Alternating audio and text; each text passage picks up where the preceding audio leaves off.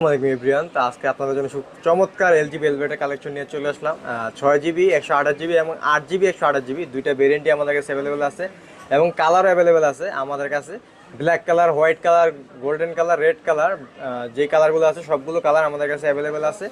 আর red colour হলো কি আপনার 8 জিবি 128 জিবি, মেমোরিটা আমি দেখাই দিই।